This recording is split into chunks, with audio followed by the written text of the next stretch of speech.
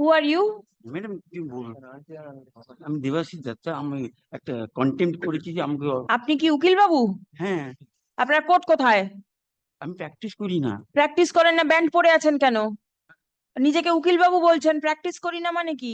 আপনার পার্সোনাল মামলা? হ্যাঁ, পার্সোনাল মামলা। ব্যান্ড পরে আছেন কিসের জন্য? ইন পার্সনেই করেছি তো। ইন পার্সনে ব্যান্ডটা দরকার লাগে না। তুলে দেবো। কি বক্তব্য আপনার? স্যার, আমি রিড করেছিলাম, তারপরে পুলিশ আমাকে খড়গপুরে কোনো সাহায্য করছে না, বাড়িতে ঢুকতে দিচ্ছে না। আমি আউট অফ ওয়েস্ট বেঙ্গলে আছি, বাইরে বাইরে থাকি। এই কোর্টেতে মেনশন করছেন কেন? আমি 14 নম্বর কোর্টেই রিড করেছিলাম।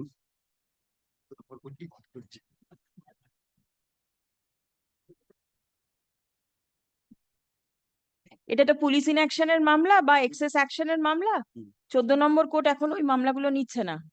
যে কোর্ট নিচ্ছে আপনি সেখানে গিয়ে মেনশন করুন। ওখানে গিয়েছিলাম, ওনার বলছে 15 দিন সময় লাগবে। আপনি তাহলে কিন্তু সেখানে একবার যান। 14 নম্বরে পড়তে ওখানে পারবেন। 15 দিন সময় লাগবে বলে আপনি 14 নম্বর কোর্টে চলে আসবেন? সেটা তো হয় না। তো বাইরে বাইরে আছি, থাকতে পারছি না, খেতে পারছি না, কি করবো বলুন? জজ সাহেবকে গিয়ে বলুন। এই জজ সাহেবের করার কোনো ক্ষমতা নেই। ঠিক আছে? তো উনি তো বলবেন সিভিল ম্যাটার ডিসপিউট করুন, লোয়ার কোর্টে যান। লোয়ার কোর্টেও তো করেছি। এবার কোর্টের তারিখ পর তারিখ করবে, আমি কি ঘুরতে থাকবো বাইরে? 1 নম্বর কোর্টে চিফ জাস্টিস বসেন, ওনাকে গিয়ে বলুন। আর ওখানকার উকিলরা আমাকে বলছে কোর্টের মধ্যে মারবে, বাইরে বিচার হবে।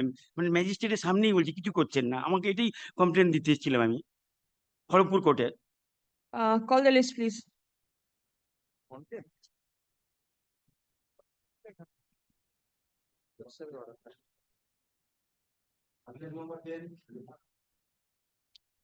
Not today.